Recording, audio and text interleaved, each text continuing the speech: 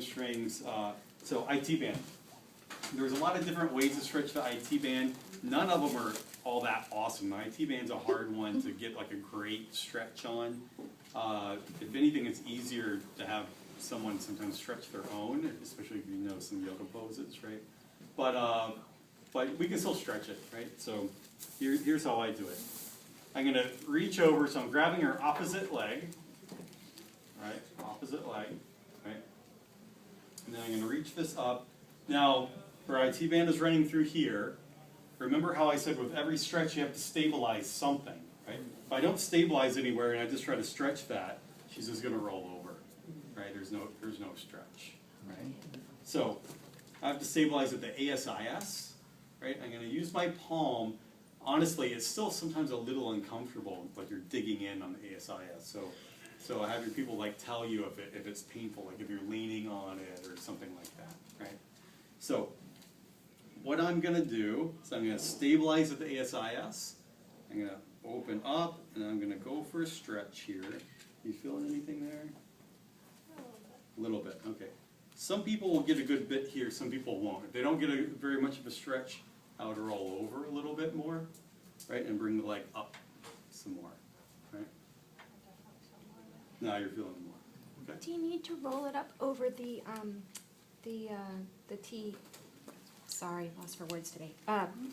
The hip bone, this thing. Greater trochanter. Get it over the trochanter? Yes, thank you. I'd say wherever they feel the stretch. Okay. So the whole thing is, the higher up you come, and the more you bring the leg up, the more they're going to feel it back in the glutes. Right? And the lower you are, the more they usually feel it over towards the side, towards the anterior. So it kind of depends on where they're tight. I'll often do like one here, I might do another one here, and then come up and do yet another stretch. Okay. So just fiddle around with it. I was just curious because when he had us like lift the leg up first, down, and then over to kind of get over the trochanter. So I didn't know if it was the same. Yeah, I don't do that. Okay. All right. Okay. So let's find a stretch again. One there. We have to come up a good bit. There. Okay. So, what do you think I would tell her as far as contracting if you wanted to make this PNF?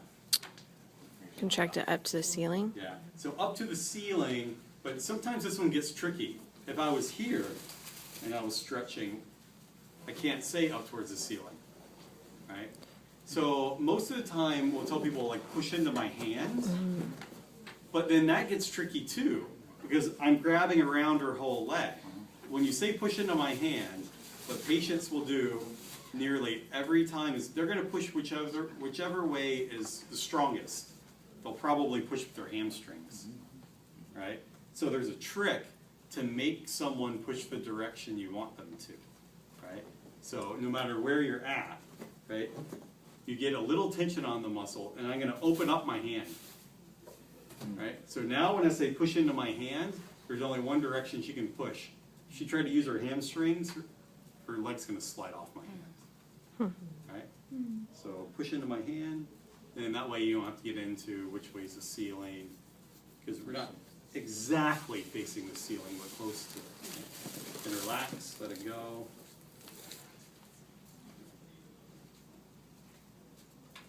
Yeah. And it went a little bit more, right? And we could come up and do another one. Right, so push into my hand.